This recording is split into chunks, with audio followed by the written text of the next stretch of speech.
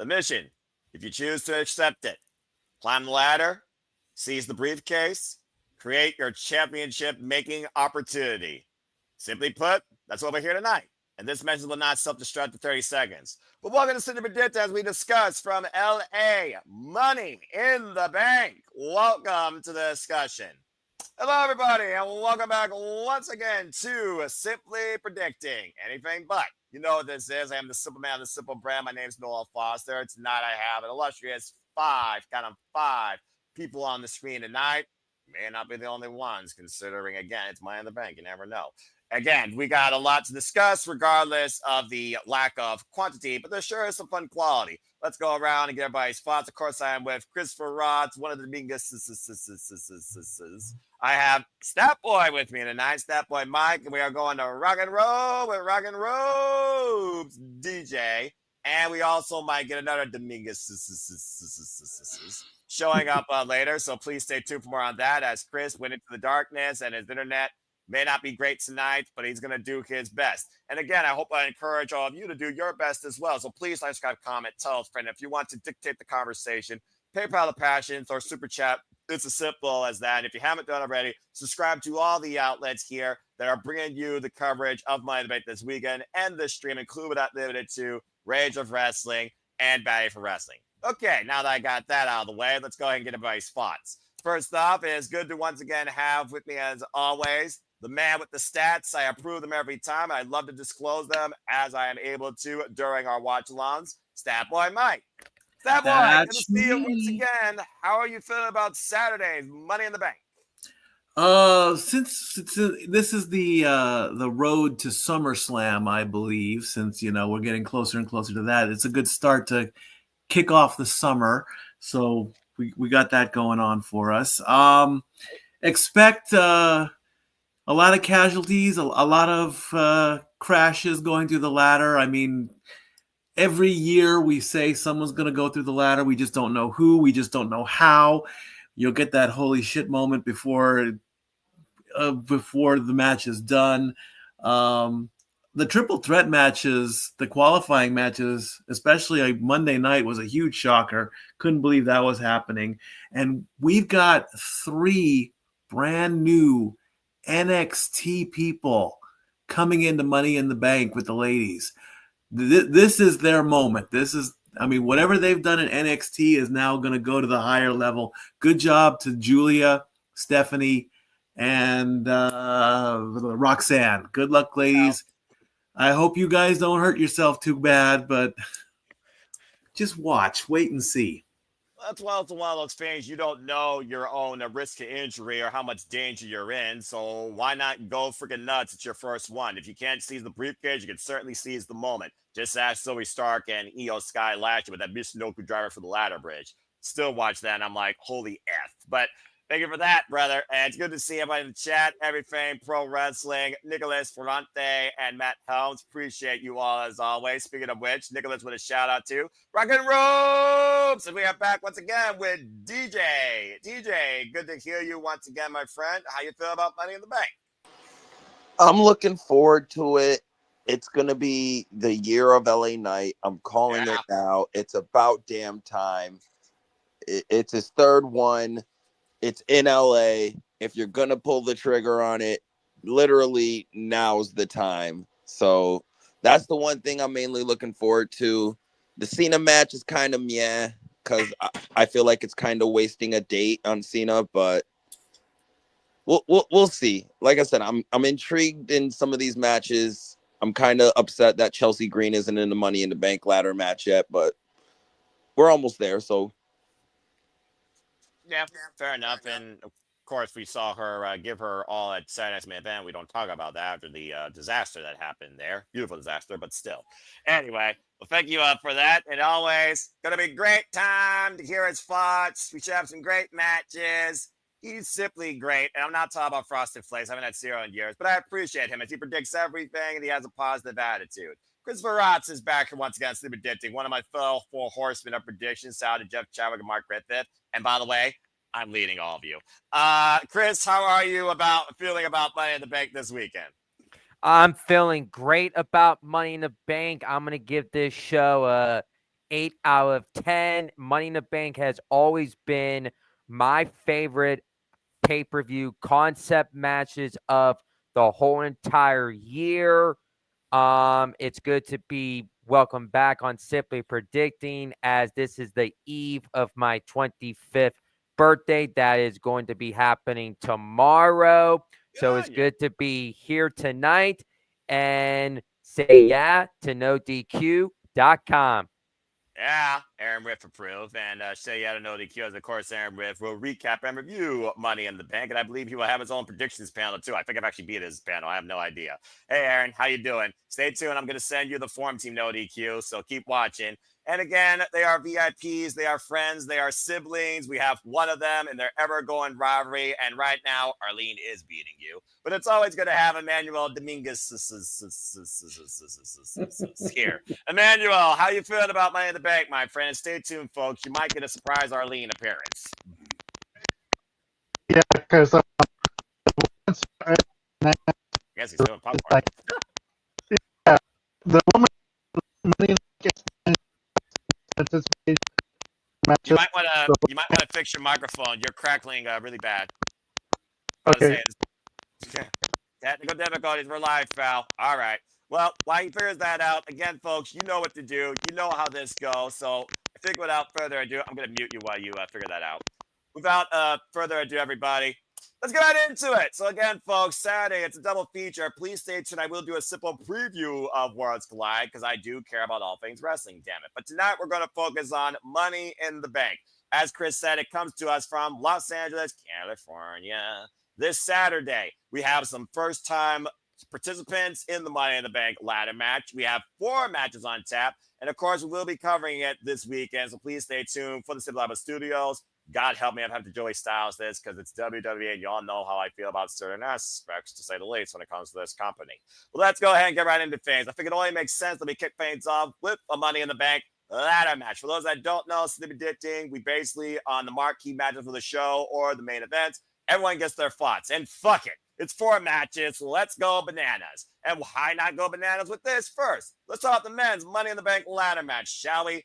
Of course, everybody participated in triple threat qualifiers to earn their spot in this match. Want to get a shout out quick to the Ranking Wrestling JJ Williams, who's working hard for us with passions. I do have his quick picks, folks, so please stay tuned for those.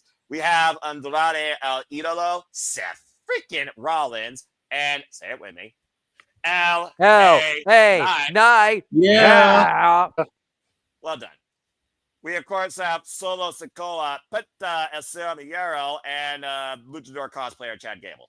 All right, so let's go ahead and talk a little bit about this. Of course, we know LA Knight was previously involved in this. Seth Rollins has previously won this. Andrade has previous experience. Penta and Solo, of course, have never been involved in the Money in the Bank ladder match. I'm not talking about the person that shouldn't even be involved in this because I don't need to rant, especially when it's 9 degrees and I'm hot and pissed off enough as it is.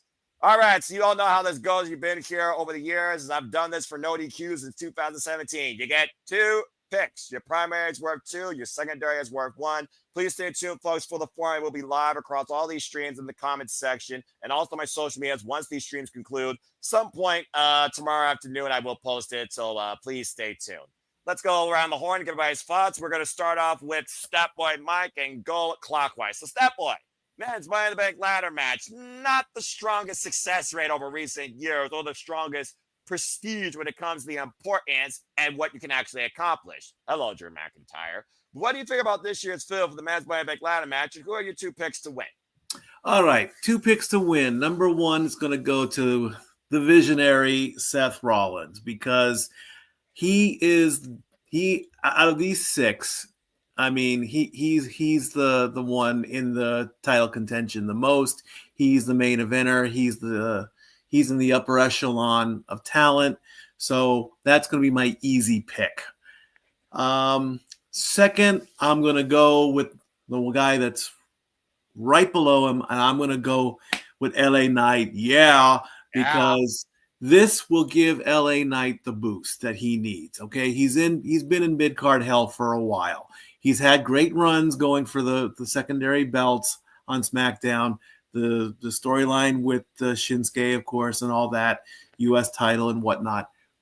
But it is time to pull the trigger on LA Knight and give him that chance for the title. Okay. Bottom line, hands down, he deserves it. He's put in the work. And if you don't pull that trigger now, with all the releases going on, don't be surprised if LA Knight's going to be on that list. We don't want that to happen. I mean, we've lost enough people as it is. We don't need to lose any more. Now, when it comes to Penta, Andrade, and I'm saying Chad Gable. I'm sorry. We know it's Chad Gable. We know this. It's not okay. I get it. In fact, in the stat sheet, I put versus Gable. I put EGA in parentheses. Okay, we know it's Chad Gable. Those three. Number one, guaranteed. You're gonna get Cero Miedo off of the ladder. No questions asked. I don't want Penta to be the one that go crashing through and hurting himself. Any one of the other 5 in that match can take the bump. They'll be fine. But he's going to be the OMG off the MITB moment. It's going to go viral. Which one? Who knows up there? Andrade just came back. I can't give it to Andrade. Solo is, I don't know what the hell Solo's doing. Okay, Gable, he doesn't deserve it, but one of those guys is going to go through the match. It's going to be a car wreck. It's going to be a disaster. Bottom line. As far as the stats go, with Gable coming into this, there is a chance. He's been in the Money in the Bank with, this is Knight versus Andrade 2. They were in the Money in the Ladder Bank match last year, and Knight versus Gable as well. So they get to put that into their stats as well. So who knows where it's going to be a great match, mostly because of Penta. Penta is going to, if I could have a third pick, I would pick Penta. But that's all I can say on that. Fair enough.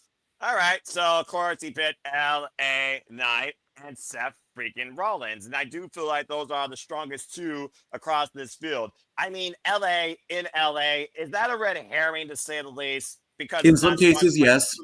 Because it's not sponsored by Slim Jim for once. Again, Fireball, is that a drink? Is that a movie? I don't freaking know. I don't care for either. But all right, so that's what Stat Boy has set the field to be. DJ, what's your thoughts on the men's Money in the Bank ladder match? Do you agree with Stat Boy? Do you have any further you want to add? What do you think of Sikoa's inclusion of this? And do you see Jeff Cobb and Jacob Fatu getting involved in his behalf? Or as we've seen the disintegration between Jacob Fatu and Sikoa's friendship of love and family, etc. Could that come back to bite him in the ass? Well, we all know where I stand about the whole Solo Sikoa thing, how his entire arc started with how we should hold the family accountable for wins and losses, but yet Solo hasn't gotten a single viable big win ever since that turn.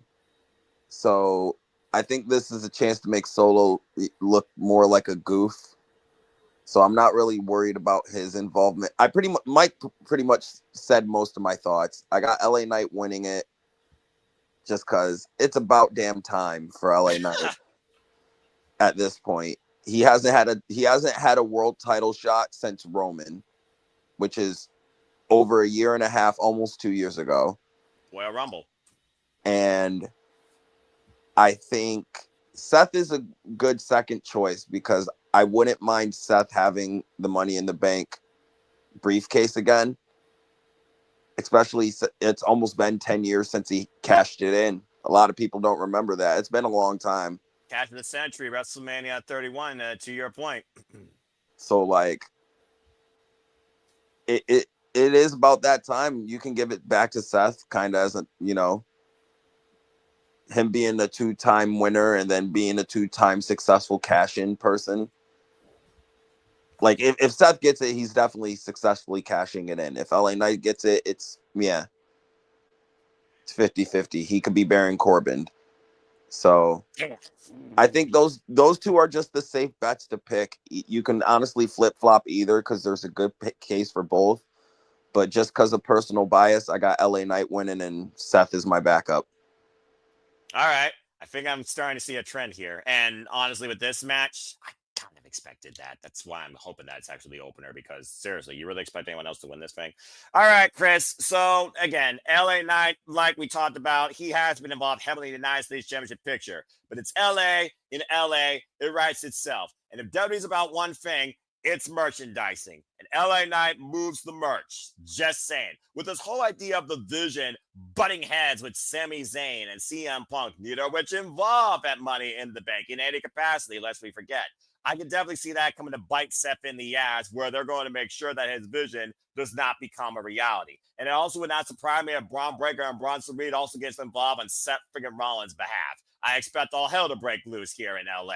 Angels and demons collide. But that being said, Chris, what are your 2 picks for the men's Money in the Bank ladder match? Can you put the graphic up, please? Absolutely.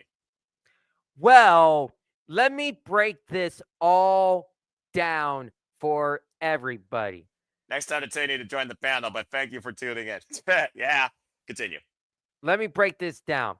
Andrade, he's not winning this because he just came he just came back to WWE last year, and it's really too soon for them to pull the trigger with Andrade. He's not winning it. El Grande Americano Chad Gable, he's not winning it because El Grande Americano, Chad Gable, they're the same people, but he's not winning it. Penta, he just came onto the scene. He's not going to be winning this. He's in this ladder match just for the big moments, the viral moments, and I wouldn't be surprised if we see a Mexican destroyer on Saturday in the Money in the Bank ladder match. That would be crazy. I would be ecstatic. So Penta, he's not winning this because of we're going to be seeing him reunite with Rey Fenix as the Lucha Bros as a tag team down the road. Solo Sikoa, he could be a wild card in this, but sorry about that. That's funny though. I like that. But Nia Jax, we got luchador cosplayer Chad Gable and Solo Sikoa. This is brilliant. Continue. With Solo, he got stuff going on with Jacob Fatu and the United States Championship. I see that leaning towards a feud for the United States Championship, maybe at SummerSlam. And I know DJ said Solo, he hasn't got a big win since. I feel his big win is going to happen maybe at SummerSlam, where Solo dethrones Jacob Fatu as United States champion. So Solo doesn't need it. My 2 picks are going to be LA Knight. This is his time. This is 3rd year in a row in Money in the Bank. We all thought he was going to win at Money in the Bank 2023 in London. And let me tell you, that crowd was red hot for him to finally win it, but they went with Damian Priest instead. 2024, he was supposed to win it, but he had stuff going on with Logan Paul with the United States Championship last year. It didn't make sense. This year, it does make sense. Now, my other pick is going to be with Seth Rollins. And here's a hot take for you guys. I feel this Saturday, we know Braun Breaker and Bronson Reed will be kindly helping Seth out, but don't be surprised if we see the returning OTC Roman Reigns on Saturday night to cost Seth the match. And we know CM Punk is going to be there. I feel Sami Zayn is going to be there. And where you guys are getting to drift is I feel we're going to get a 6-man tag match at Night of Champions on Saturday, June 28th from Saudi Arabia, where we get Seth, Braun Breaker, and Bronson Reed versus Roman Reigns, CM Punk, and Sami Zayn at Night of Champions. So my picks are LA Knight and Seth Rollins. There you go. JJ approved. And speaking of JJ, his quick picks are LA Knight. Yeah, and Chad Gable. All right. Well, fair enough, Chris. I want to get a shout out quick. By the way, the last person that joined, it's not Avatar Woman, is the other Dominguez. It's Arlene.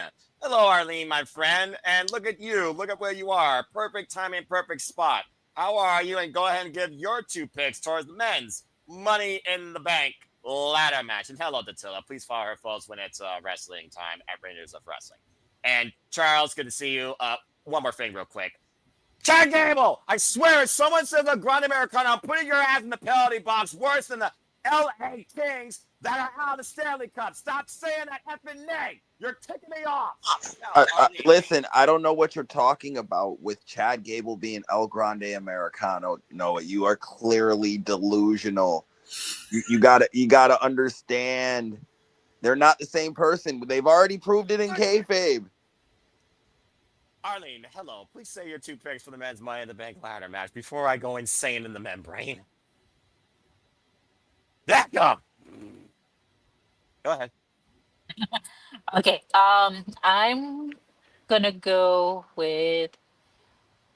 I don't know. Like I feel like there's a lot of red. Like Solo, I feel like it's not gonna win it because I feel like Jacob's gonna cost him. Seth's not gonna win it because most likely Roman's gonna cost him.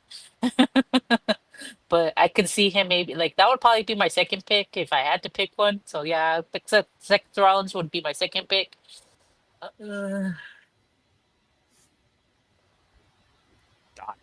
Let's see. Primary. Yeah, I know. She's thinking. No, screw it. I'm gonna go against everybody. I'm gonna go with Chad Gable, aka El Grande Americano. You. Someone had to do something different, though, so I admire the bravery. But again, at least someone here has a brain besides me. All right. Now, Manuel, let's see if you're no longer doing popcorn, and let's see if your mic works and if you actually agree with your fellow Domingue. What are your 2 picks towards the men's Money in the Bank ladder match? Go ahead. Hey, look, it's Jeff. Yeah, I know, right? There we go. Better. Just because like everybody's on the money, I gotta throw 2. I'm not gonna tell you my picks, but I gotta give you 2 randoms, so we have more of a discussion.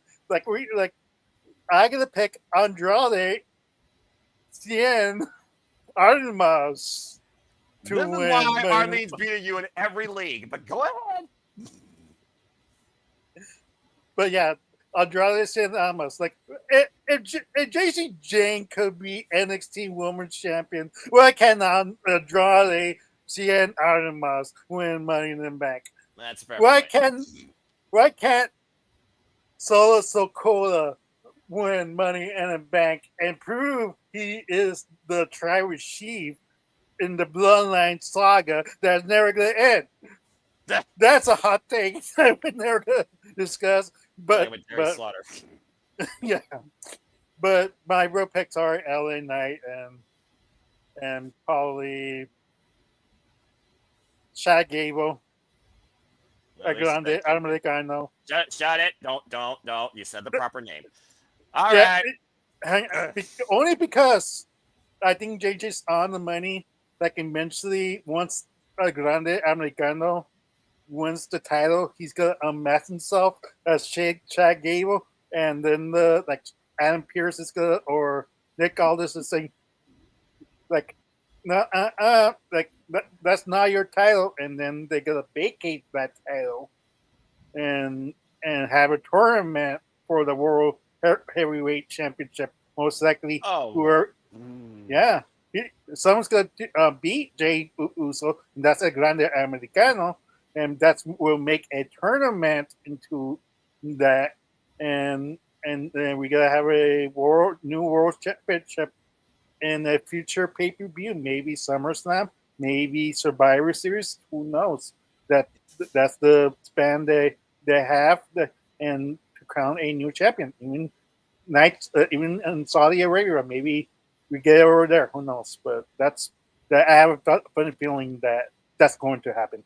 if they do a championship tournament and Night of Champions to challenge for a WWE World Championship, the Money in the Bank might as well be retired. All right, bottom line, you guys pretty much said everything that needs to be said. It's LA in LA. If the megastar doesn't win Money in the Bank, why the fuck he's there in WWE? Is he going to go to Raw and go after the Intercontinental Championship held by, I don't even remember anymore. And then, of course, we have, again, the rest of the field. It's Latinos everywhere after Worlds Collide in California. It almost feels like it was just made out of circumstance, to say the least. And so is Sikoa. I mean, there's no reason for him to hold Money in the Bank, I feel like, right now. Like, really, is he going to have Jeff Cobb hold it for him? Is he going to expect Jacob Fatu to protect it for him, but Jacob Fatu is still the United States champion? And Seth Rollins is in this budding feud with an opposition with CM Punk, Sami Zayn. And whether or not Roman Reigns shows up, I do think, Chris, you're on the button when it comes to a six-man tag. But it's not a champions. I don't think you do a six-man tag there. If not a champion, it's about championship matches. I think they push this out with WWE's long-term storytelling. You got to make the two-night SummerSlam actually worth going because Cardi B ain't worth shit. You got to freaking do a six-person tag team match. I said what I said. You got to do a major match there with major superstars. So there you go. But, yeah, it just makes sense for me to pick LA Knight definitely as the dominant one. Thank you, Charles. When was the last time he defended the title? Don't care. Anyway. Workhorse my ass. All he's working on is how much his freaking cholesterol is going up on those chicken nuggets. Go get sponsored by Tyson. Anyway, I'm in the mood tonight. Can you tell? Yeah, I'm definitely going with LA Knight here. And Money in the Bank doesn't work with Babyface. Penta is going to do a damn Canadian straw off top of the ladder like he did at freaking All Out in 2019. And at this point, Andrade, he wants opportunity. Andrade would be such a pick out of left field, but with the AAA acquisition, it will be an interesting way to make Money in the Bank maybe be worth more than just a WWE championship, being formally involved as a AAA mega champion. So, I mean, currently held now by Hijo de Vikingo. Kingo and Andrade, by the way, might be something interesting too. And no worries, by the way, I'll definitely plug you. But yeah, I'm definitely going to say right now, LA Knight, and the second one, fuck it, Andrade. It's got to be something different that happens here to make Money in the Bank worthwhile for me if I'm going to call this shit. Just saying. Give me something worthwhile. All right. And shout out to DJ. You can follow him, folks, at Rock and Ropes. Again, priorities over passions. And again, he causes mischief in the spaces, and he tells you how it is. Follow him at Rock and Ropes. Thank you for joining us, DJ. All right. One match down. It only took about 30 minutes. This actually might go quicker than I thought. I like this so far. Let's go ahead and move on to not a Money in the Bank ladder match. Let's go on to the other match regarding a championship, shall we? And it's a rematch. So let's see if lightning strikes twice, as this match brought us by something called Spike. It's the Women's Intercontinental Championship as Lyra Vaquer defends once again against the man Becky Lynch. This match now more about respect versus revenge. After Lyra beat Becky with her eyes closed and a busted nose, Becky Lynch has sour grapes and wants to face Lyra again, as she still believes Lyra owes her everything for where she's at. And when Becky raised her hand back in NXT, she expects Lyra to do the same when she beats her at Money in the Bank. But we saw what happened on Monday Night Raw. And if we're still in WWE Logic land, Logic, LLL, you know what happens based on what happens on the go home when it goes to the PLE. So maybe they break that trope. Or maybe we're fortunate enough that Lyra remains the Intercontinental Champion. I don't know. This one actually might be the most surprising to me. Hell, it was the best match at Backlash. It could definitely steal the night here. Let's go ahead and get y'all's thoughts regarding the WWE Women's Intercontinental Championship. And we will go ahead around the horn to Chris to kick things off. Chris, do you have a brand new WWE Women's Intercontinental Champion? Or does Lyra put the man in her place once again? Well, I'm going to tell you something. I was wrong at Backlash. And I should have just said, let me just go with Lyra just to be safe with everything. But I was the one that break up the trend. So I'm sorry. But thank you for allowing me to kick this off.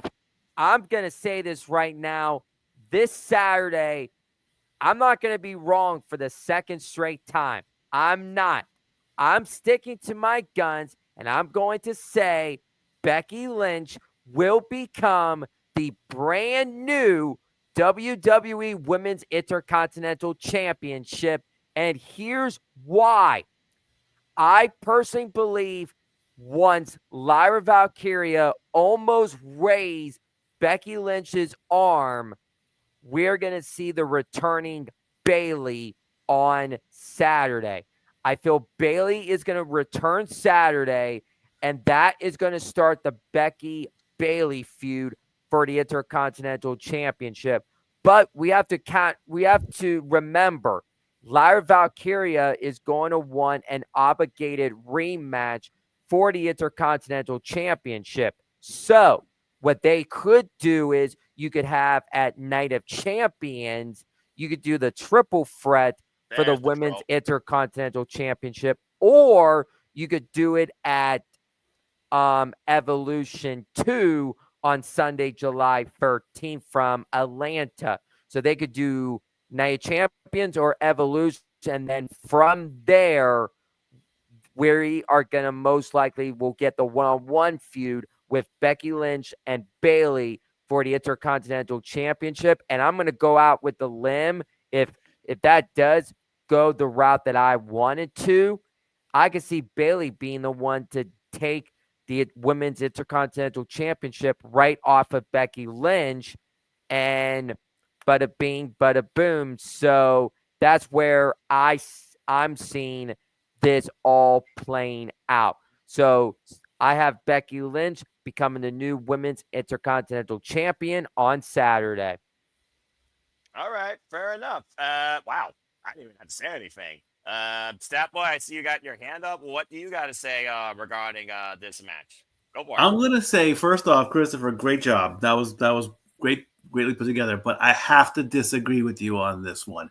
If you're gonna do that play, you're gonna start playing hot potato with the women's IC title. We did that in 2010. It's not gonna, or even in 2000. We played hot potato once. We don't need to play hot potato again. So if we can stretch this out to where Lyra retains, and this will be her third straight match that she has done this against Becky. She retained in NXT. She retained the IC title once. Go for the three-peat. I love Becky. I love the man. She's a great wrestler. She's a great mother. She's a great person. But it's almost I'm pretty much done with her. I really am. That boat is sailing. Okay, she's a great. I mean, she proved it with the at the WrestleMania presser. She's got little Rue right there, getting all cute, saying hi to the journalists and crawling into her arms. And Seth dancing with his daughter on social media. I saw that too. They need to be mom and dad for a bit. I get it. She tried to come back, but this is not the way for Becky to do it. Now, if you can bring Bayley in and Bayley takes the belt off of Lyra, that might be a little bit sweeter. And then we can have Lyra versus Bayley instead of Becky versus Bayley. Becky versus Bayley, I don't know if I want to do the stats on that one. That will go all the way back to NXT. So My official pick is Lyra. Chris, I got to give you your props on that. I'll give you your flowers on that. It's a great storyline, but we're going back to something that happened 15 years ago. I mean, and if you really want to do the hot potato thing, who else can you throw in there? Can you throw in Giulia? Can you throw in Stephanie? Can you throw in I don't know, maybe even Liv Morgan? Let's just have a 6-way match at SummerSlam for the IC title and do that again.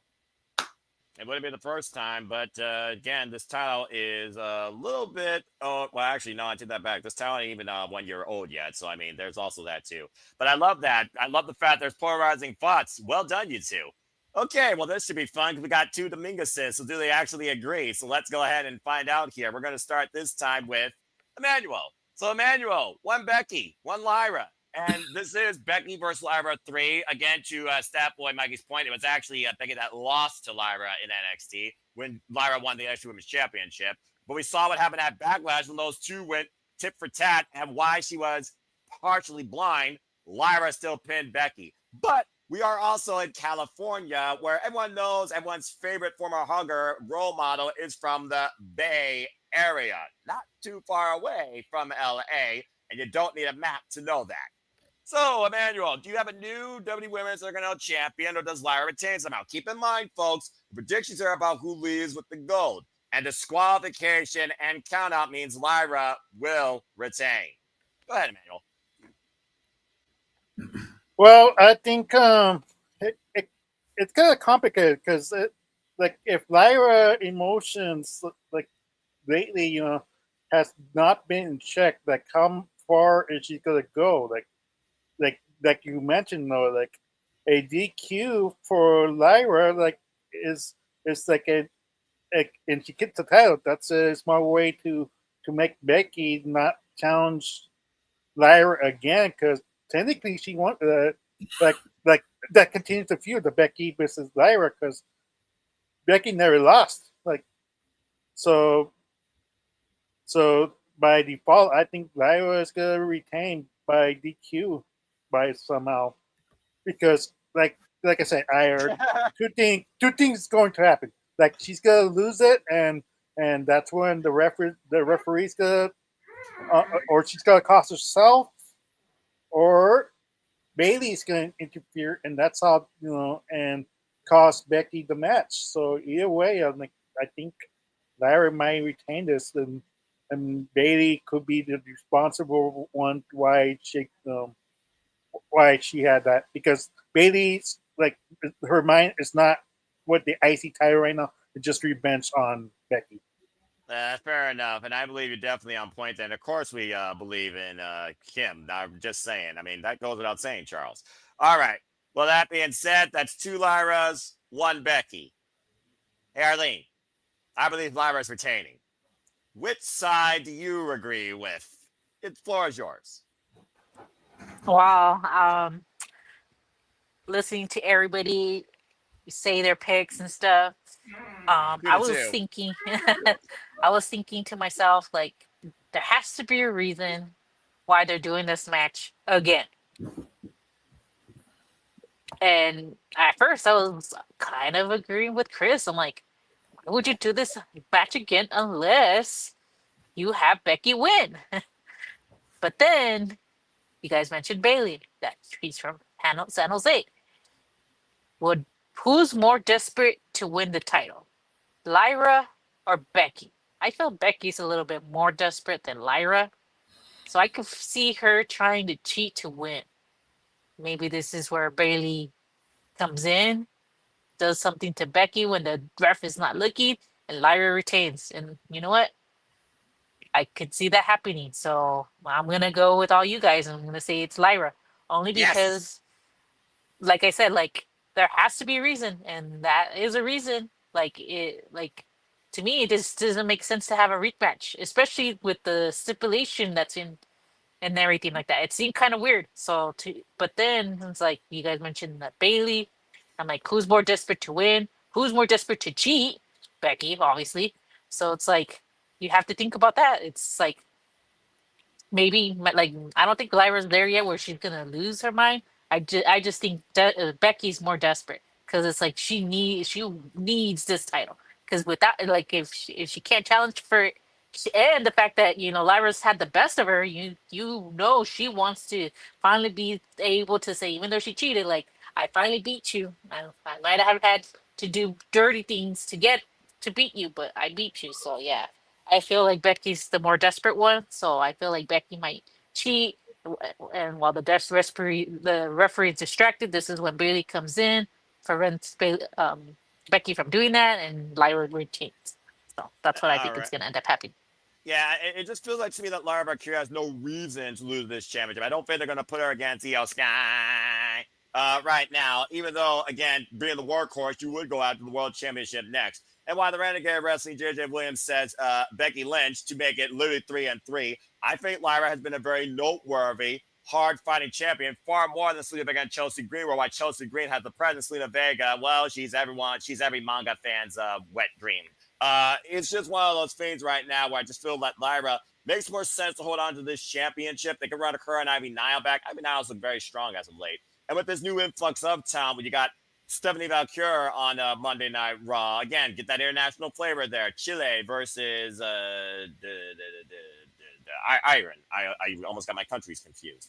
And I'm sure that's not going to be the last people are going to see transferred portal to Monday Night Raw between NXT and SmackDown, to say the least. And we haven't had a full-fledged draft yet, but a full-fledged draft can't be too far away. Now, whether or not Becky Lynch becomes a new Medusa in this new dangerous alliance being spearheaded by Paul Heyman with Seth Rollins, Bronson Reed, and Braun Breaker, that remains to be seen, but I can see that. But it's more a match about respect, demanding respect versus earning a championship. Again, the jury's out. If Lyra would have hit that second turnbuckle face first at Backlash, that was the turning point. I think we could have had a brand new WWE Women's Champion. It didn't happen. And I can see Becky going after the same tactics. Maybe this time it works. But again, I think Bayley comes back here and caused this whole shebang to go out of sorts. With not a champions around the corner, I think they could run triple threat there. But it's one of those things where, again, we already saw triple threats. And truth be told, that women's triple threat between Rhea, Io, and Bianca was one of the best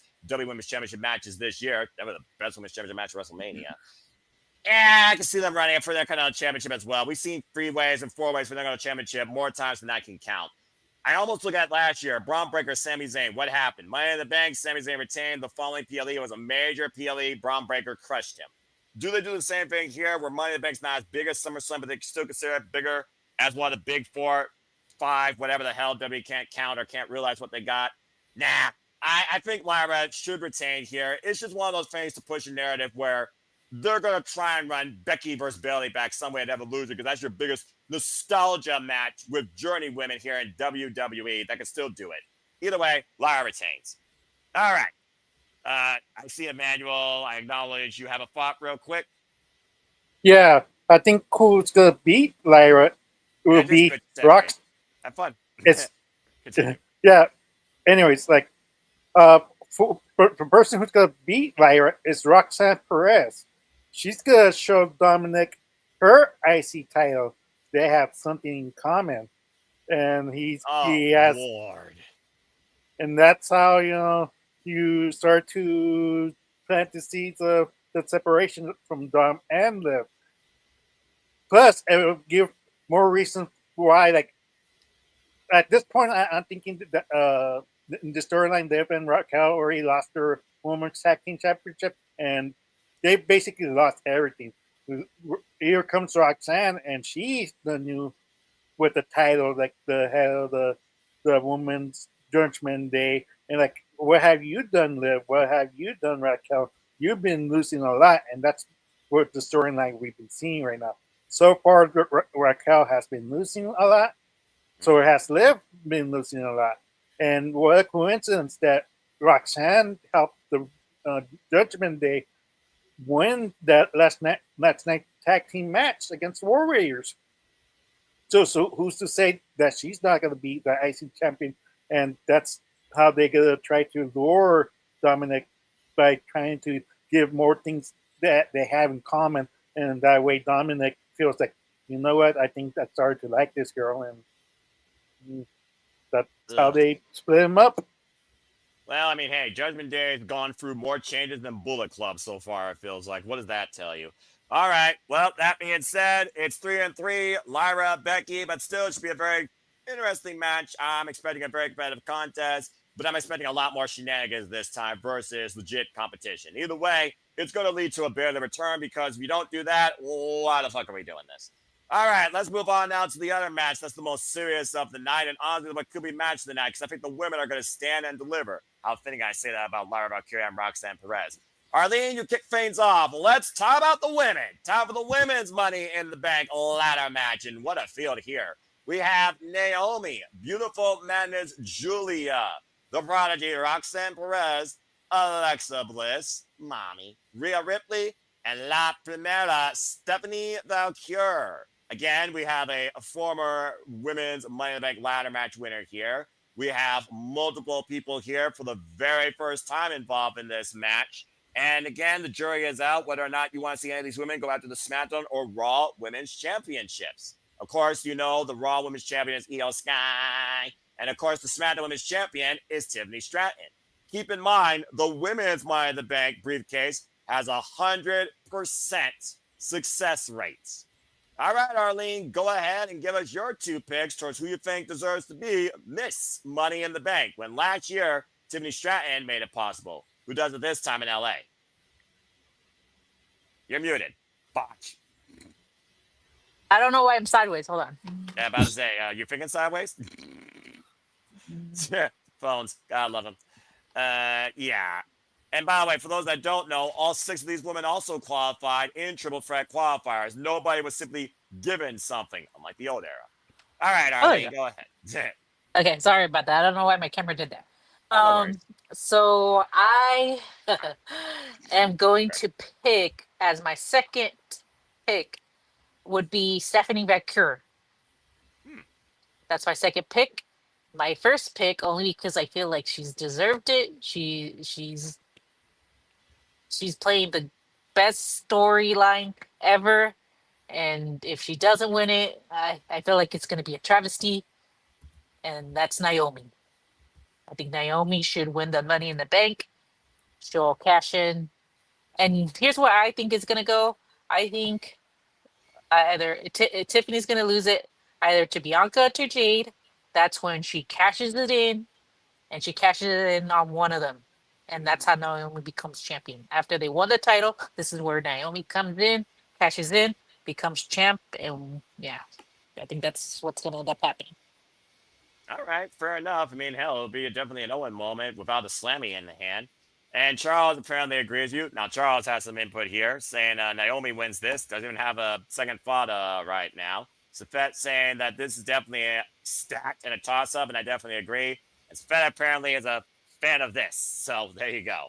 All right, before I give it to Emmanuel, let's see what JJ said. JJ went with, of course he went with NXT. He went with the prodigy, Roxanne Perez, who, might I add, has now been involved in a Royal Rumble, has now been involved in a Elimination Chamber, of course, has stand delivered before, been involved in ladder matches in NXT, and now she's involved in Money in the Bank. That woman's literally done everything in her young career in WWE. Respect. Anyway, he says Roxanne Perez, and second, he's got Stephanie Vaquer. Still can't believe they gave the title to Jessie Jane and not Jordan Grace. Whatever. Anyway, Emmanuel, let's see how well you disagree with Arlene. Go ahead and give us your 2 picks next. Actually, flip-flop my picks. I agree with my sister, but I just flip-flop it. My first pick is Stephanie Vaquer, and second is Naomi. Wow. What? Yeah. So we just flip-flop. The reason why I think Stephanie Vaquer might win this, I was telling my sister earlier, how to promote Evolution 2. Stephanie calls her shot at Evolution 2 against EO Sky, 1-on-1 for the main event. The matchup that we got interrupted and stole from by the interference, and we finally get that match because we love EO. Like don't get me wrong, but we know she's kind of like a transitional champion, and a lot of people are behind Stephanie. And that'll be a great match to see and in the future, and that's a possibility that we might have. And pretty soon we're gonna have a new champion like from that side. I agree with my sister. Like if Naomi doesn't win this Money in the Bank for the SmackDown side, like what are you doing with Naomi as a heel? Like you basically wasted her heel turn. Like if she doesn't win this match, I agree with my sister that like it's gonna be Bianca or Jade facing against Tiffany Stratton, and that's how they win. They beat her, and then that Naomi takes the opportunity, catches in.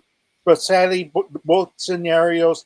But sadly, WWE doesn't want to book the woman Money in the Bank storyline that long for some reasons. The only exception was Tiffany Stratton, but even that fell short in the long run. But yeah, like it's one of those cases that we might see a cash in either in Revolution 2 or in SummerSlam. Again, you gotta make the 2-night SummerSlam, the first ever 2-night SummerSlam in WWE history, something noteworthy, something to remember at that point, Mike. So again, it's a fair point. Let's keep this in mind also, folks. Last year, it was the men Monday Night Raw that won that briefcase. It was the women SmackDown side. Do we get the same thing here? Do we reverse the order? Do both go to Raw? Do we do Raw and SmackDown? Keep in mind, your primary pick for the men's Money in the Bank ladder match was L.A. Knight. Yeah, and he's on SmackDown. So just, wondering if we're trying to balance out brands here. Because, again, they said the Money in the Bank briefcase holder will be able to cash in for a world championship. Theoretically, they didn't say their own brand. So maybe it actually matters now that you're holding the briefcase and you can go after either title. Maybe they're making both titles matter again when it comes to the briefcase. Just something to think about. Especially, again, women, 100% success rate. All right, Mikey. Well, again, it's a complete who's who. You gave me that trivia question, so there is that familiarity. So I can definitely see that being a callback spot here. But there's a lot of unknown. We know that Mommy respects Io Sky. Io, of course, says that I will defend this well for you, Mommy. Of course, Giulia, Stephanie, they tore it down in Corrigan Hall prior to coming to WWE. We saw what they did in NXT. Now they're involved here in the Money in the Bank ladder match. And then there's Roxanne Perez, who's done everything you can do right now in WWE and is involved in a major storyline. So does she need the briefcase? Or does have more presence to maybe the Judgment Day storyline? Maybe that's why she deserves it.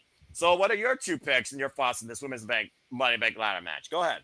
All right. I'm going to go with, as my first, Roxanne Perez. This is her third big match. So this should go for her because it's a new level, okay? It's a new level bottom line. Second, I'm going to go with Giulia.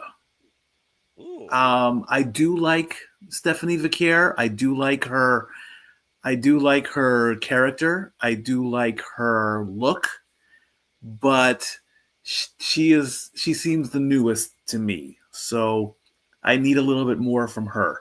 Now with Alexa, with Naomi, and with Mommy, I love them all. But, I mean, their ship is sailing, but not sailed, okay? And just recently in a car ride to work with Dory Lou, I actually referred to Tiffy as Barbie. So this is telling me Tiffy time is up. When she first broke in, I'm like Tiffy time. I'm over it. I'm done. Okay, I get it. She's got the look. She's got the youth. She's getting the experience, but Tiffy time is up. I'm sorry. It's time to move on. This is the NXT moment. This is the NXT call. So we're gonna go with Roxanne. Everybody. Yeah. If Jade was in this match, I would definitely have picked her. I don't know why they are constantly holding Jade back. I mean, when she came out to the ring in Knoxville, and I got to mark out for my hometown or my residential hometown here, when Bianca came out and got the whole town singing Rocky Top, there's your Tennessee moment right there. Good job for that. Okay, you bringing out Naomi. You still don't call me. I went over to your parents' house. Really? That's where this story is going now? Come on. If that story ended at WrestleMania. That story ended with the chamber, okay? When that chamber door hit Naomi in the neck, that's it, okay? I got my Jade moment in that. But you have got to bring Jade back in somewhere. I don't know where they're going with that either. So they're dropping the ball on this one.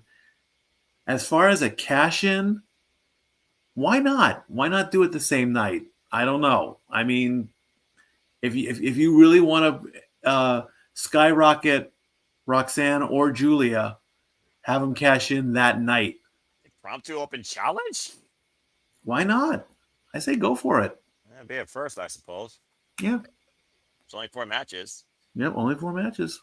I don't know, and I really don't want to see any of them take the OMG fall. I really don't. I don't want to see Alexa do it. I don't want to see Mommy do it. I don't want to see Naomi do it. It's going to be a surprise, whichever one of them takes it. See, I don't know how next level, pun intended, Stephanie, Roxanne, and Giulia are, because I didn't pay attention to them in NXT. I'm paying attention to them now. I need to go back. I mean, that one move that I believe it's the one Stephanie does with the knees to the head into the mat. Am I right on that? Yes. Okay. Nobody does that move. I've never even seen that move. I don't know what I'm missing in that move. Put that on a ladder. Somebody's going to get stitches that night. Fair enough. Thank so you're you. going with Roxanne, Perez, and what was your second there? Giulia. That was very unique. Okay, before we go to Chris, I did see your hand, Emmanuel. Interesting picks, though. I mean, I think we're going to get Pop Ross off the top of the ladder. Giulia is bloody insane if you all followed her work in Stardom. Giulia and Vaquer, the definition of fight forever. And then there's Naomi. And with the Blonde Summit we got with Alexa Bliss, Charlotte Flair, and Tiffany Stratton, it feels like something already is going there. Maybe they're trying to turn Alexa Bliss and Charlotte Flair into a tag team. And then you got Mommy. She's there. But again, what's her place right now on Monday Night Raw? Limbo. What you gotta say real quick, man, before we go to Chris?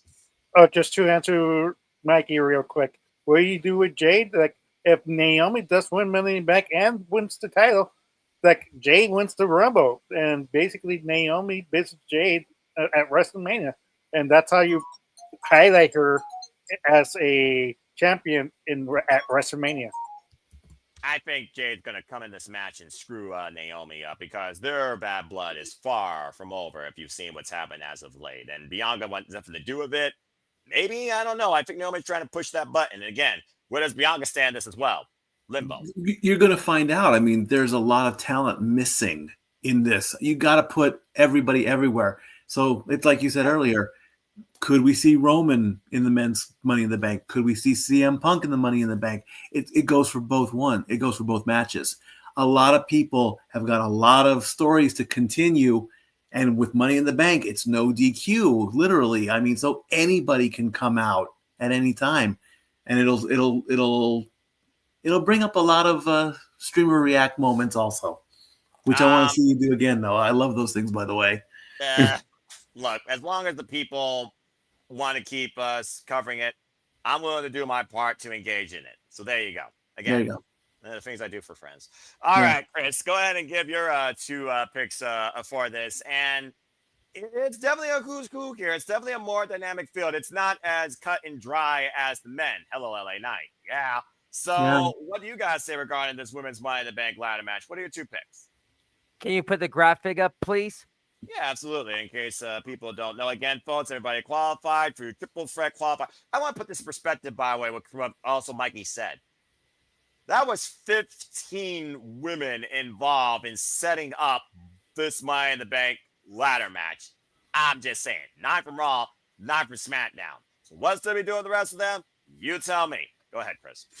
Well, let me break the women's Money in the Bank ladder match down for you guys.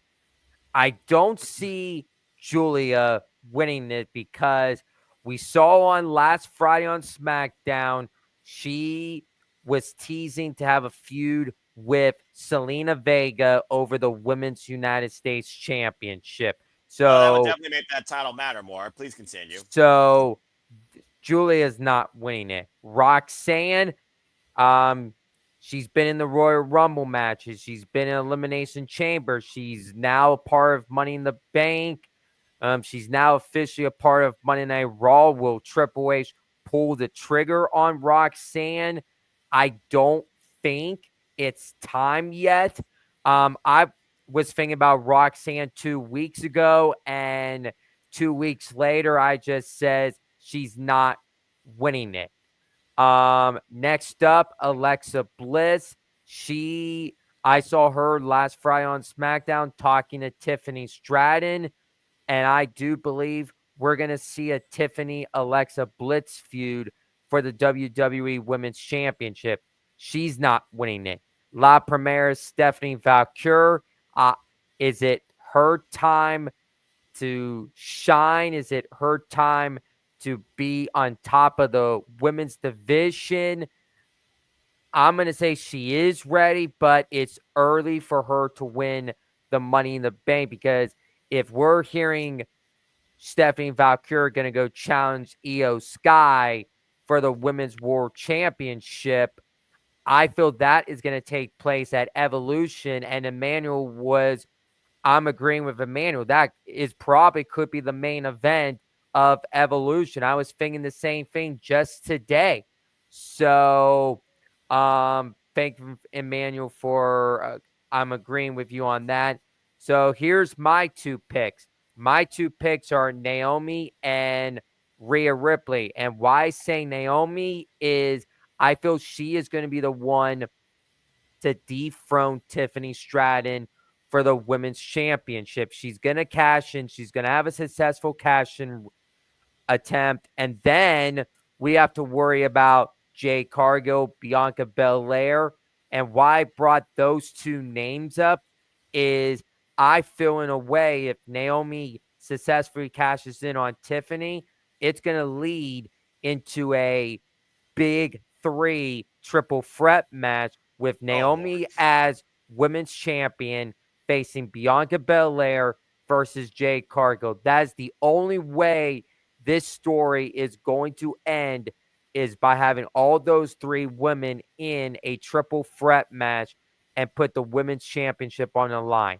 For Rhea Ripley as my second pick, the reason I said Rhea Ripley is because you won marketing. You won advertisements. You want the market. You want WWE Shop.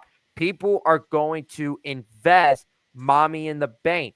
They're going to want the purple briefcase that says Mommy in the Bank. You are going to want T-shirts that says Mommy in the Bank. And you got to look at the business side of things if they want to market that. And I'm going to tell you, if Rhea Ripley does win Money in the Bank, we know she's going to go after Io Sky. And how she's going to get to that is we got Crown Jewel Perth from Australia.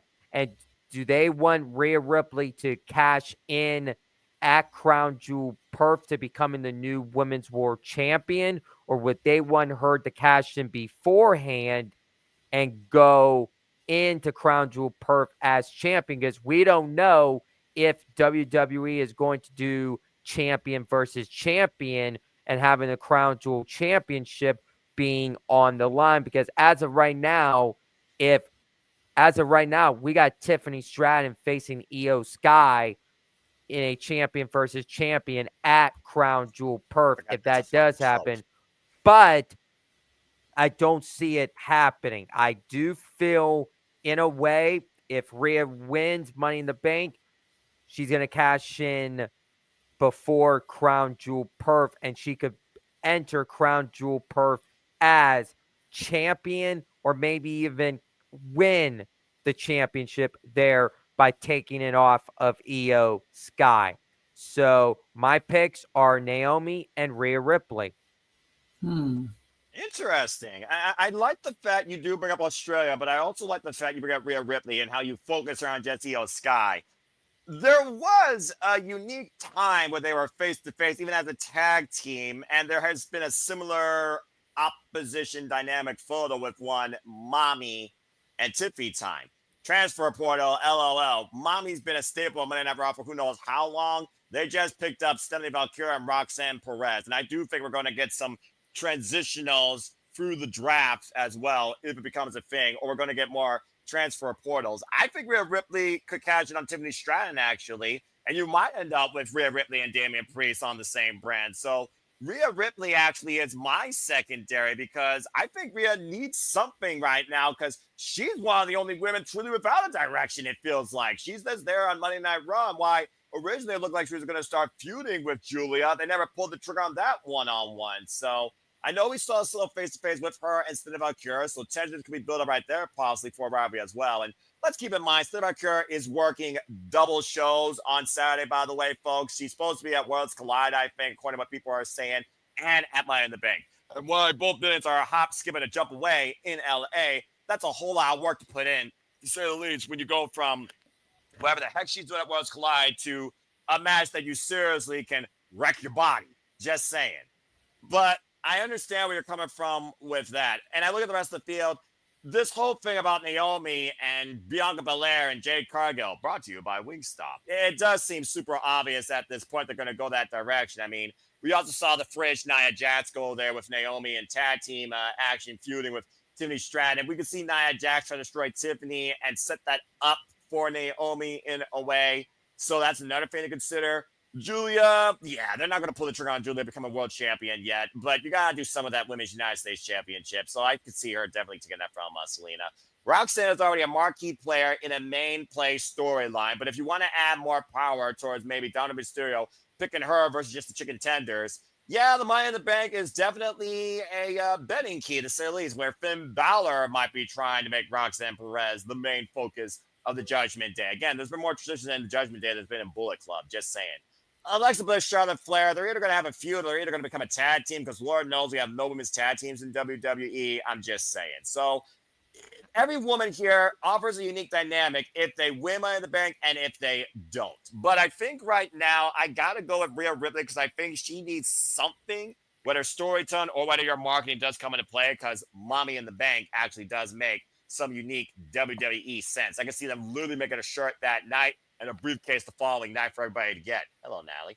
So, yeah, I think I'm going to go with Rhea Ripley as second, and I think I'm going to go Roxanne Perez as my first. So, good thoughts, everybody, and very unique thoughts that you brought forward, Chris. And let's see here. She's in a tag match at Worlds Collide. Thank you for that. Again, I haven't seen the full card yet, and I'll disclose that probably later this week in my simple preview. Either way, tag match, she's still going to get banged up, especially if she's facing former AAA women tag team or women champions. Just saying. It's just one of those things right now where Alexa Bliss, she was MIA since what? Elimination Chamber. And right now the focus is her, Tiffany, Charlotte, the Blonde Summit. So it's like, you know, you got to do something with that there. She doesn't need the briefcase. Why she is, I will give credit where credit's due. She is the only one in this field to have won the Money in the Bank ladder match and thus cashed in successfully. If y'all don't remember how she cashed in on Ronda Rousey versus Nia Jax. Same night. All right. Before we get into our main event, Chris, I do see you have your hand. What you got to say real quick? Did you just say something? Something! You son of a bitch. The freaking hell. Damn it. I'm a freaking victim of my own gimmick. I hate it. All right. Lord. Well done. A little bit late on the ball there, but at least it was you and not the chat. All right. Well, we had some unique thoughts towards the Money in the Bank ladder matches. We had a very 50-50 panel when it came to the Women's Intercontinental Championship. I was quite surprised by that. And it feels like the men's Money in the Bank is much more cut and dry, but I still think the Money in the Bank ladder matches are going to be marquee to say the least. And while the Renegade Wrestling JJ Williams went with champion that you can't see and the viral disease, let's go ahead and give everybody's thoughts towards what's likely going to be the main event. Why it should be Gunther versus Jey Uso, it's not. It is this match. We have this tag team match. That's all it is, folks. A tag team match. Cody Rhodes, Jey Uso, they're finally meeting again, taking on John Cena and Logan Paul. Yep, that's happening at Money in the Bank. Can this be the opener? Damn it, Charles! All right, let's go ahead and brief you up to speed with this, shall we? John Cena, of course, beat R-Truth at Saturday night's main event. John Cena put the pressure on Jey Uso that same night as well and tried to ruin wrestling for Monday Night Raw. Tried to help Logan Paul win the title. Thank Christ that didn't happen. Logan Paul took on Jey Uso for the World Heavyweight Championship in a losing every Saturday's main event, beat him up post-match, and Cody Rhodes returned for the first time ever since losing to Travis Scott and John Cena at WrestleMania. Fuck that rapper. That being said, we now have Cody Rhodes and Jey Uso tagging together. Former WWE Undisputed Unified Tag Team Champions, taking on John Cena and Logan Paul. No titles on the line, but you do wonder if John Cena might try to ruin professional wrestling again, soften up Jey Uso for possibly the men's Money in the Bank ladder match winner. So there you go. And Logan Paul's there too, because LA. Viral influences, whatever. Yeah, this is as random shit gets, and people are still thinking that Cody Rhodes is going to be the guy to take it back from John Cena. That remains to be seen as we're on the deadline, the countdown of days before John Cena ruins wrestling forever as we know it. Gunther?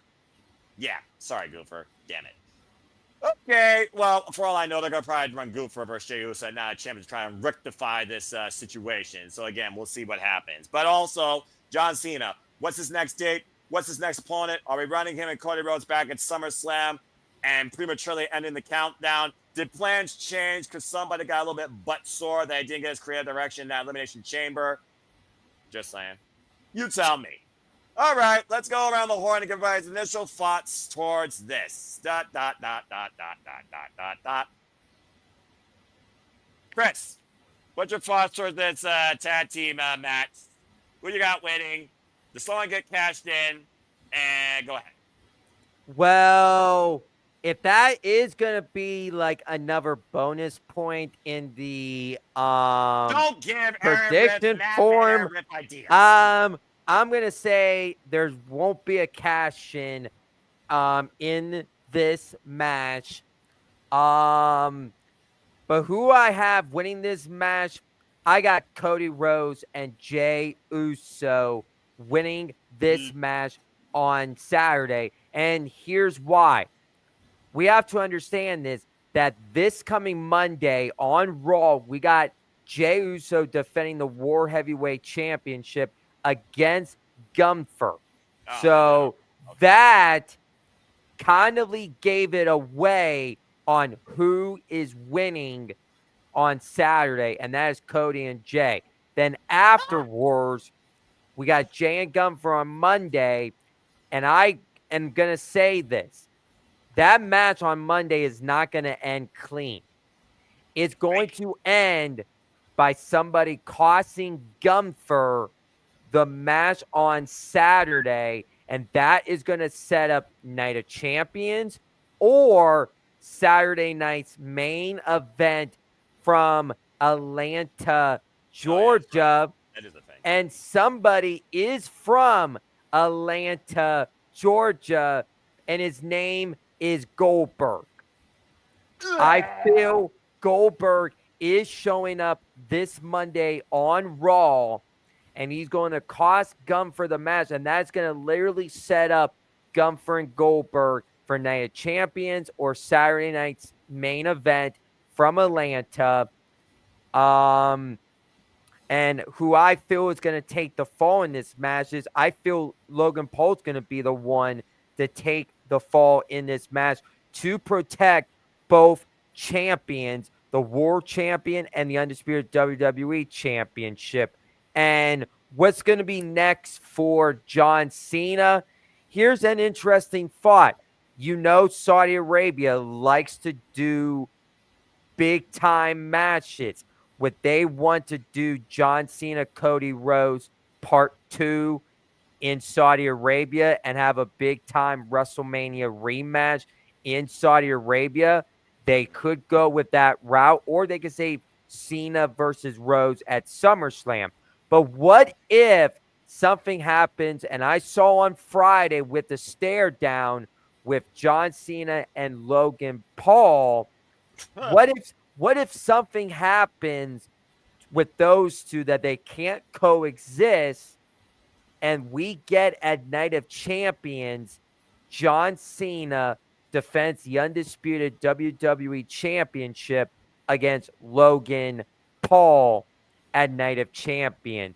So I give you guys something to think about before making your picks.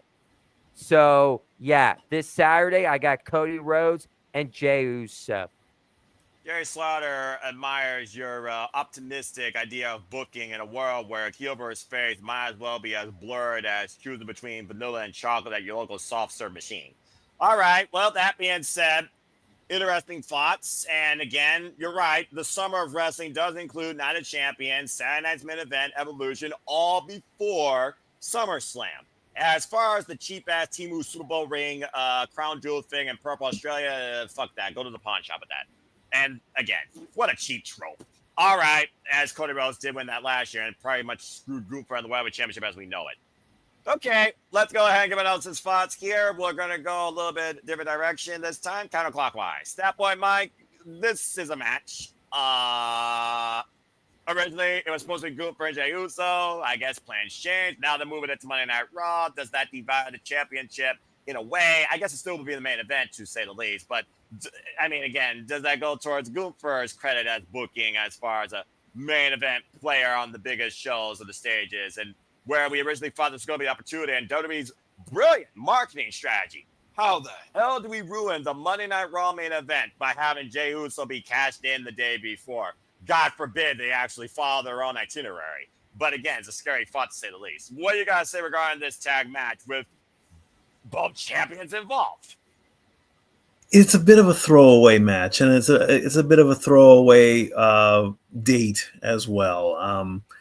For the life of me, with all the stats that I throw out there, I've lost count as to how many dates or appearances John Cena has left. So if anybody in the IWC can help me out with that one, because I want to know where they're going with this and moving forward.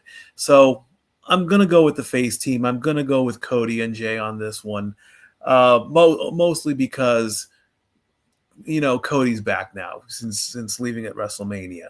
So that's going to be pretty much be a given with that one.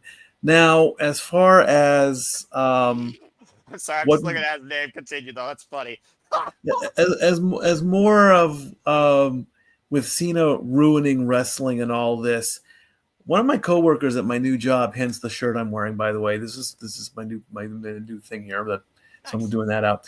Somebody said that, and I'm basically stealing from my coworker at this point.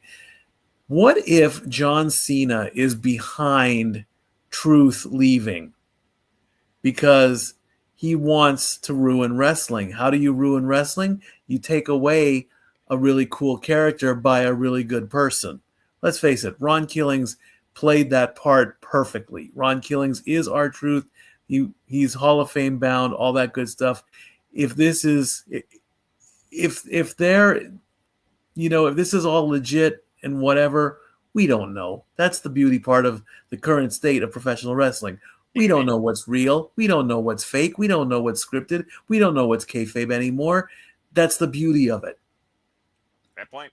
What if Truth pops up in this main event? I mean, is the contract over? Did his contract expire? I mean, he's still a fan. He could probably buy a ticket. You know, Bully Ray. Here's something Bully Ray said. He wants to see R-Truth show up on a TNA show or on an AEW show as a one-off, still thinking he's in WWE. Oh, okay. Jesus. Will that be funny as hell? Absolutely. Yes.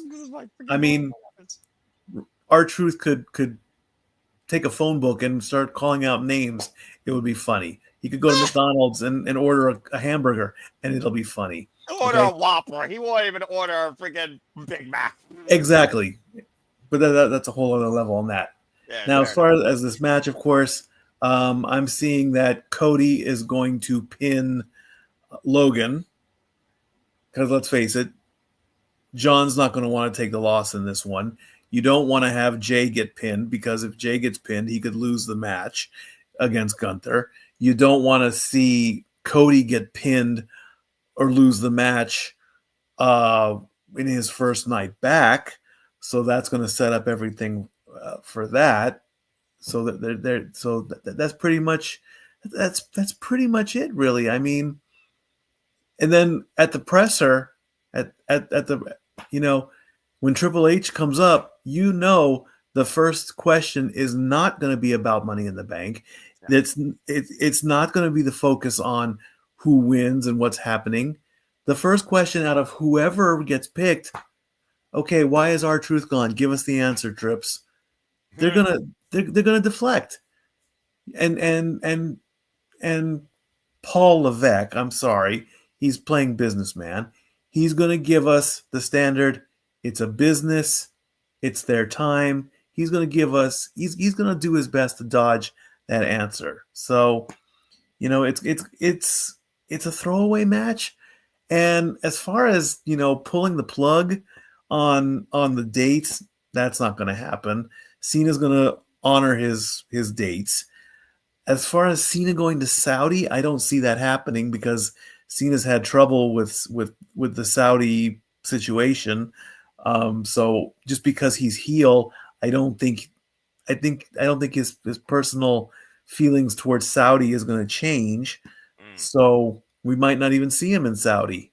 At least I don't, unless they're paying him an insane amount of money, which I don't know about that because I'm not in the business. So yeah, that's pretty much what I want to say. And then having Logan versus Cena, that could be like on the back burner. I mean, I don't see Logan as a face. I really don't. Logan likes to be the bad guy. Logan likes to be the healed. I saw just recently in one of his latest clips, I saw Logan the dad. His little baby daughter was on the show. That's the side of Logan I want to see. I will boo him in the ring. I will watch his impulsive videos with the interviews and all that. But having Logan turn on Cena to be a face, I don't see that happening. I see maybe Cena sucker punching Logan or whatever. That could make the story go. But it's like when it was that tiny little botch on Monday Night Raw where Cena wanted to leave, Logan wanted to fight, and look how well that turned out. That tiny little step where Logan's like, where are you going on? We're fighting. And Cena kind of gave him a look like, keep with the story here. So I'll give that about a 20% chance of happening. But other than that, and as far as cash-ins, I don't see any cash-ins night of. Not at all. Yeah, fair enough. Logan Paul and face. I might as well be living in Bizarro World, all right? Yeah. Well, it's LA. LA is Bizarro World. That's why I left. No, I'm just kidding. I mean, let down the economy. But you know what? You're also not wrong. Again, angels and devils. How do you distinguish the two? I don't know. All right. Well, Arlene, let's go to you. Does everyone understand how much Emmanuel does not like John Cena yet? This is hilarious. Just wait till we get to the final show. This is freaking brilliant. Let's see how many more name changes he comes up with. Why Arlene gives her thoughts. Well, Arlene, it's not Randy Orton, and we haven't seen Randy Orton involved in any capacity towards this since R-Truth screwed him out of the Undisputed WWE Championship in his hometown at Backlash. I don't even know if Nick Aldis suspended him. But that being said, John Cena, Logan Paul, who punches who first? Cody Rhodes, Jey Uso, they're yeeting. They aren't losing. I'd be shocked if they lost. What do you got to say regarding this unique tag match, and what do you think comes from it? Go ahead. Well, I'm going on the contrary to you guys. I think John Cena and Logan Paul are going to win. What? And you know who's going to help them? Gunther. Gunther's going to cost Jey this tag. I do not see John Cena losing because let's face it. Let's say Jey pins Logan. Okay, like whatever, like even if Cody pins Logan, it's like okay. I feel like you need to stretch out the Cody versus John Cena match until maybe like November. So that's why I don't think Cody's gonna be pinning John Cena in this match because that's what a lot of people are thinking. This is how he gets his rematch. Don't see that happening. I feel like Gunther could be, messing with trying to get into Jay's head. And how easy is it to get into a set? And if it's not Gunther, it's gonna be Seth and his buddies, because they don't get along either. Someone's gonna come out and distract them. 1, 2, 3, Jay gets pinned. It doesn't mean that he's gonna lose on Monday Night Raw. It doesn't. It's not guaranteed. For all you know, maybe Jay will retain. Maybe Gunther's gonna get distracted by someone else. You just don't know. I don't think John Cena's gonna lose this. And who's better to distract the people than because let's think about the last time Cody and Jay won. Like they were more of a comedy act at the uh, at the at the at the press conference, Right. It was and fast. you're trying to distract people from. I mean, that could be like one of the things like you get them to win, you distract people by, but it's at the same time, it's like, ooh, like I had actually told my friends, like when Stat Boy Mike said, I actually pointed that idea too to my friends. I'm like, imagine this is how you get John Cena to really be heel. He says The Rock. He called The Rock. And he told them, I beat this guy. Why does this guy need to be in a company if I already beat him?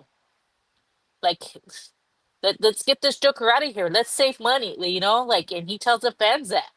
I was thinking the same thing. Like, you gotta make John Cena a heel. How do you make him the heel? You have John Cena pin Jey Uso. And how many people are gonna be pissed at that? The fact that he pinned the other champion. He not only pinned Cody and beat him for the title, he beat the other champion on the other, show. Damn. He's now defeated both champions, even though it wasn't for the title. You know how much John Cena would love Robbie? I not only defeated your Cody Rhodes, I beat your person. How many people are going to be pissed at that? That is why I think. Might as well not watch Monday Night Raw main events. So that is why I think someone's going to cost Jay to get distracted. Not even just Jay, get Cody distracted as well. And this is how you have John Cena pin Jay Uso. Wow, you actually made this match somewhat interesting if that actually happens. Okay, then. Well, I mean, between Travis Scott, The Rock Inside Deal, John Cena full-fledged heel, ruining wrestling before he actually ruins wrestling as he planned to in Boston at what's going to be probably called Ruthless Aggression December.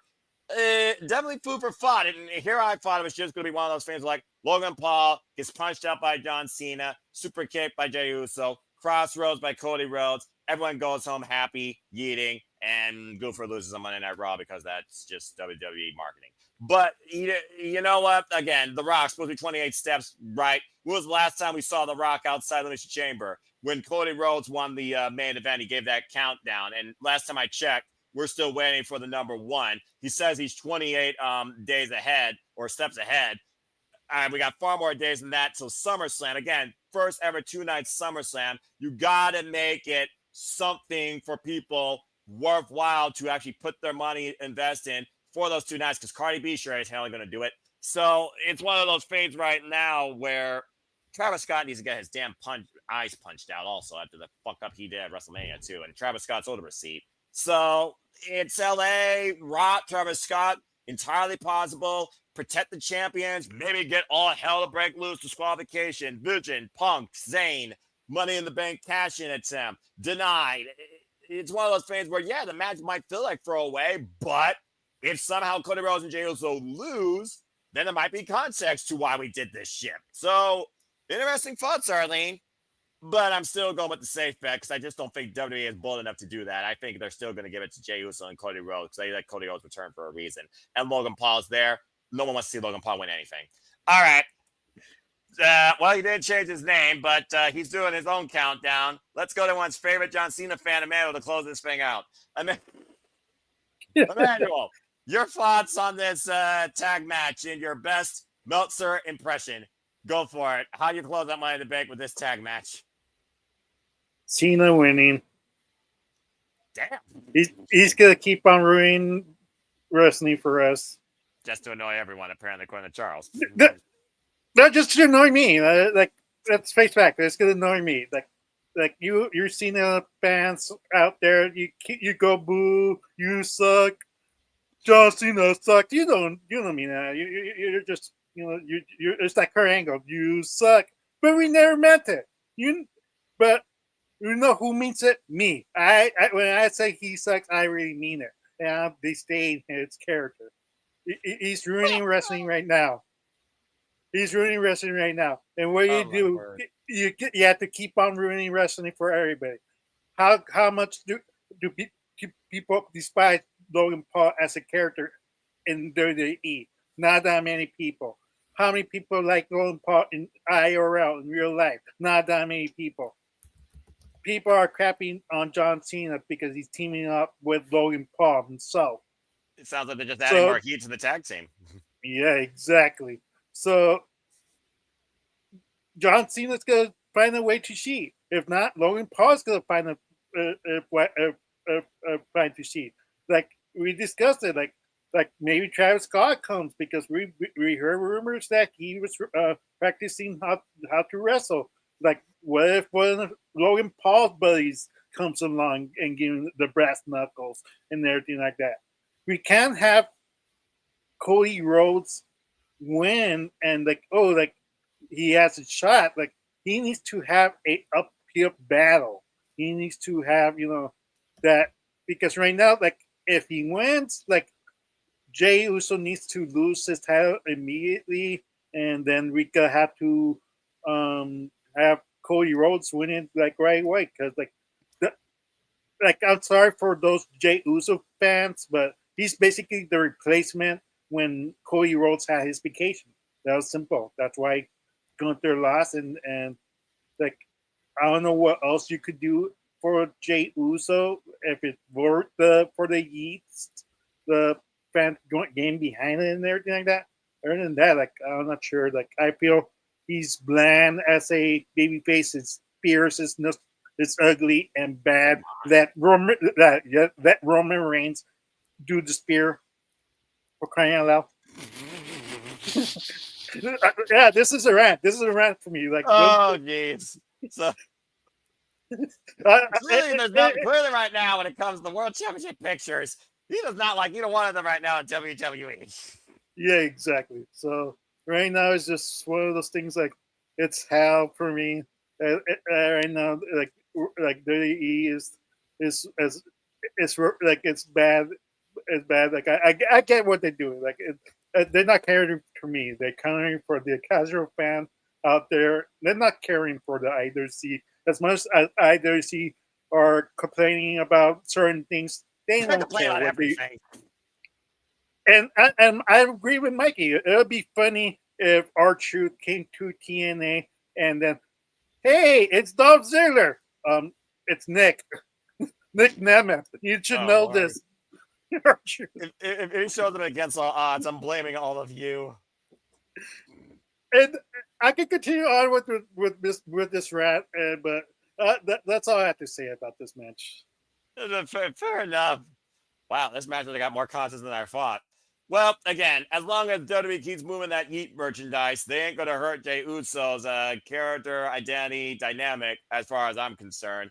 Logan Paul doesn't move merch. He just moves numbers on social media. John Cena is John Cena. And Cody Rhodes has been the best babyface to move merch and have fan appeal since John Cena. So it's one of those things right now where you got three people that move the needle inside WWE. And then you got Logan Paul, who moves the needle on social media, where pop culture is more so taking over WWE from within as we know it. But yeah, I don't see Cody Rhodes and Jey Uso losing. I mean, last year the freaking Cody opposition lost to Sikoa, and they're like solo challenging Cody Rhodes at SummerSlam for the freaking undisputed WWE Championship. So it makes sense here for Cody to pick up the win here for the team. And if Logan Paul miscommunication causes that to happen, but somehow John Cena doesn't get pinned, Logan Paul does, it's still going to lead to Cody Rhodes, John Cena at SummerSlam. I don't think you push out Cody Rhodes and John Cena beyond that. I think that's where you finally put the bow on that, because I do think they are going to continue the timeline countdown with John Cena, hold the championship hostage, but maybe, just maybe, there are subtleness in John Cena getting his soul renewed because he's realizing, what have I done?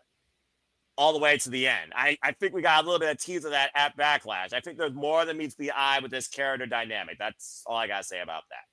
All right. Well, that being said, I think that concludes all of our thoughts and predictions and fantasy booking and analysis for Money in the Bank. And Charles with one last take. John Cena will be faced after SummerSlam for the final quarter of the year. You know what? The Rock took the soul. One last AA to The Rock before he says goodbye. John Cena's soul brought back to life. I can definitely see that. But again, folks, what are your thoughts on Money in the Bank? What's your fantasy booking? What do you hate? What do you love? Whether it's WWE or celebrities, let us know in the comments as we bid you all a fine adieu. And please stay tuned for the forum. Thank you all for tuning in. As always, to be predicting. Before we conclude, let's go ahead and do some shows and some plugs before we bid everybody a fine adieu.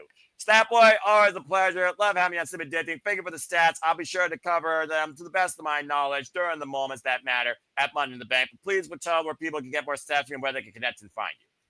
You can find me on Twitter at LBStatKid1977 or $Statboy13 on the Cash App. That's where all my super chats go, I guess, or whatever, if I want to play that game.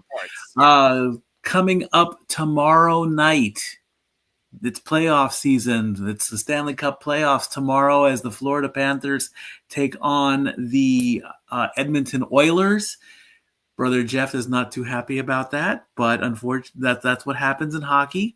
And so I believe it is at 8:00, I'll be back in the sports bar technically, or unofficially, as I do Game 1 of the Stanley Cup Finals. And then the next night on June 5th, it's Game 1 of the NBA Finals as the Oklahoma City Thunder take on the Cinderella story of the Indiana Pacers. So I'll be doing watch-alongs on both of those in the Simply Reliable studios. Don't worry, Noah, I'm not going to ask you to come in but you had such a great time during the Super Bowl, so you can focus on wrestling. I'm not making no crazy bets, all right? You get one professional sport clown meet a year, all right? That's all you're getting, all right? I'll see you at the Super Bowl. Maybe I'll get you for the World Series. You never know. You never know with that. But I think I am also off on Saturday, so I will be watching Money in the Bank, and I'll probably pop in on the comments, or maybe I'll pop in during the show. We'll see. Who knows what it is. But until Saturday and until tomorrow night and until the night after, I love you all, family. Stat Boy out. Appreciate you, brother. Say hi to Dory Lou for us, too. Appreciate Absolutely. both of you. You bet. Take care. All right. Ladies and gentlemen, Stat Boy Mikey. Chris, always a pleasure. You had some unique fantasy booking analysis. Again, good luck to you in the predictions. Go ahead and tell where everyone can, of course, find and connect with you. Even though they can't see the man on your graphic, I know they can still see you. Well, folks, it's always been a pleasure coming on Simply Predicting, and it is 12:07 a.m. and it's June 4th, and Happy it's birthday my to you. official 25th birthday. Thank you so much, guys. Where you guys can find me at is on my Insta, CMROTZ_1316. My Facebook is Christopher Rotz. My X is CRotz24. I want to thank you guys so much for allowing me to be on Simply Predicting Money in the Bank. It's always a pleasure. Say yeah to NoDQ.com. I got to get out of here. Have a good night, everybody. And always believe in Joe Hendry. You son of a bitch. Say his name and he appears. I believe in Joe Hendry. You had to get in there just one dang time. All right, Chris. Happy birthday. Thank you, brother. We'll see you next time. Get some sleep, bro. All right. Arlene, Emmanuel, Dominguez, always appreciate you on. Charles, yep, make your predictions official. Stay tuned for the forum. It'll be in the comments section. Come some point tomorrow. It'll also be on my social medias. Welcome to the WPLE League. If this is your first time officially entering, same thing as our Canadian friend, Ash. And again, Ash, always appreciate you. I'll see you down the line, you crazy young punk. Stay batty. Anyway, Arlene, you are still being your brother, by the way, across both leagues, NXT and WWE. Good job. But go ahead and tell where people can further connect, communicate, and find you.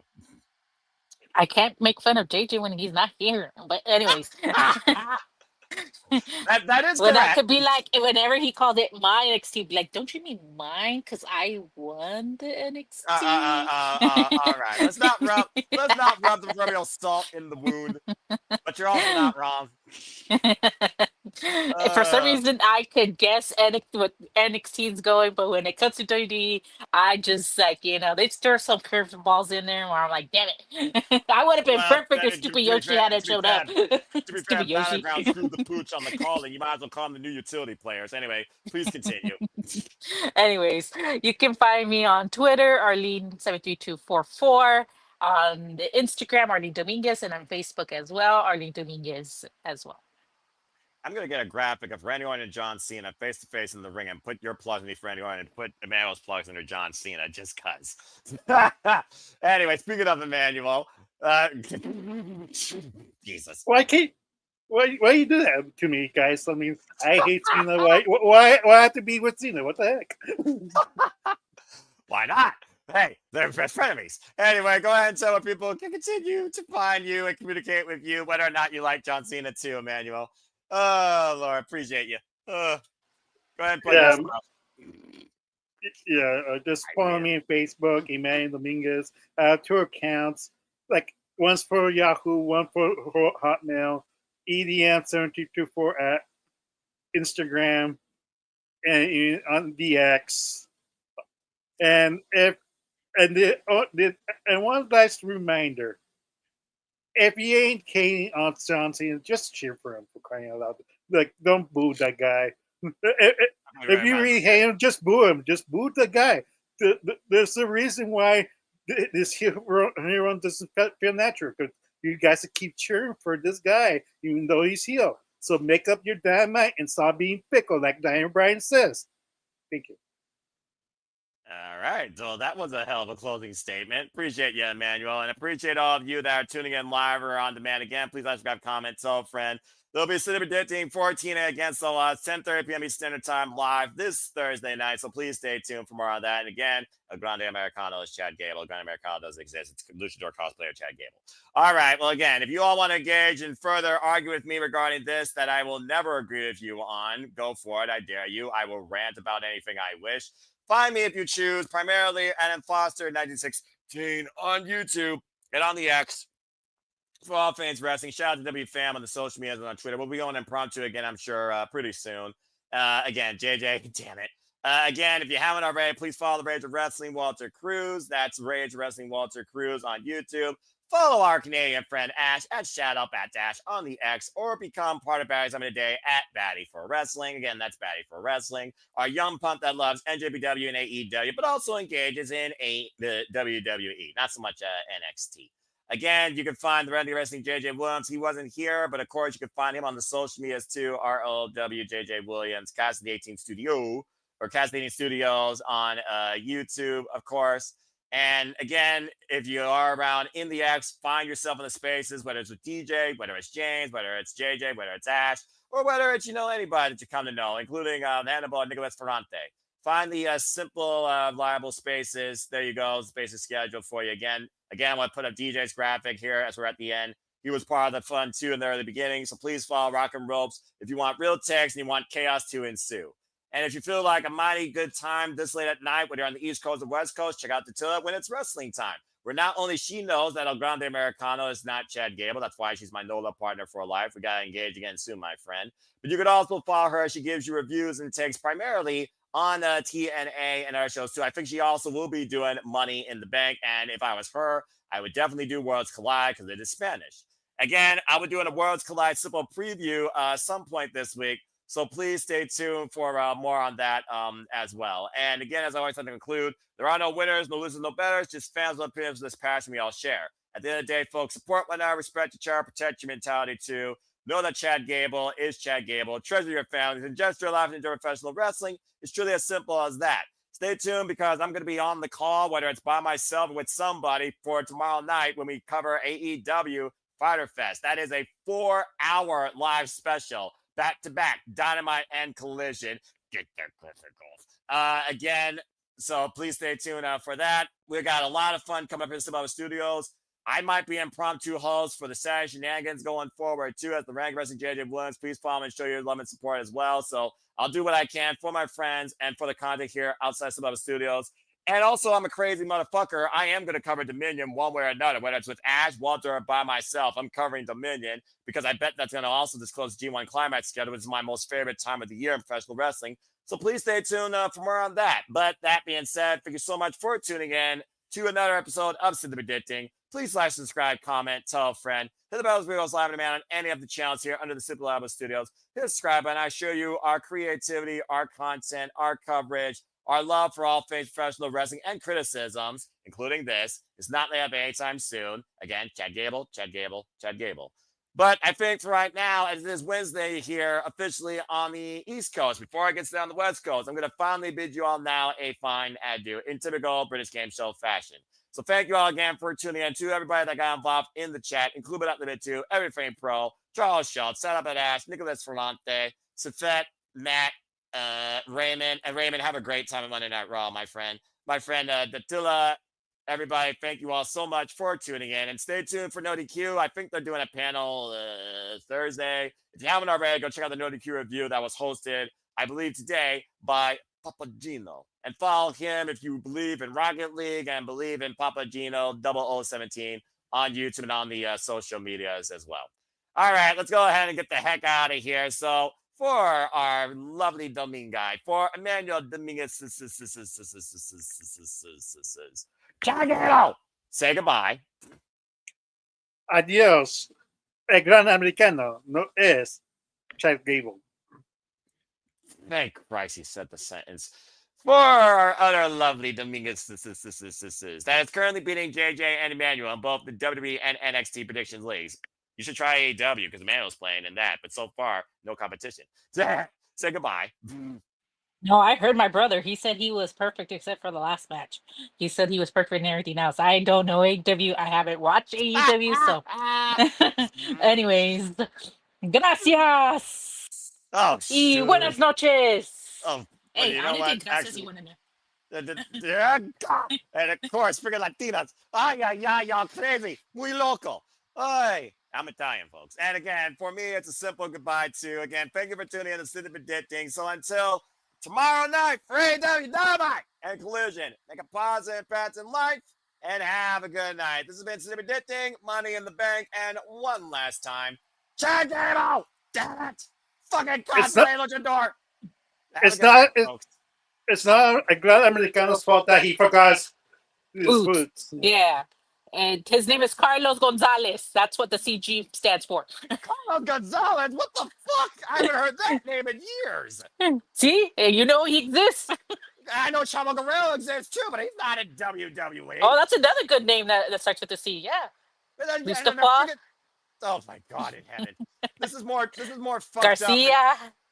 Guerrero. See, there's a bunch of names. See, it could be Nick Guerrero, but like with the C, but Christian Nicolás Guerrero. See, there you go. All right. Before this turns into a Spanish lesson brought to you by Rosetta Stone, I'm officially hitting the button. Buenas noches, everybody. Have a good night, folks. Fucking hell. And don't forget to see Worlds Collide. Yes, absolutely. Worlds Collide deserves the attention. Respect. Press the button, Noah, because we could go all night. Yeah, I fear that we're going to if we don't stop here pretty soon. I'm going to turn to John Oliver, and it's not going to be the good type. Press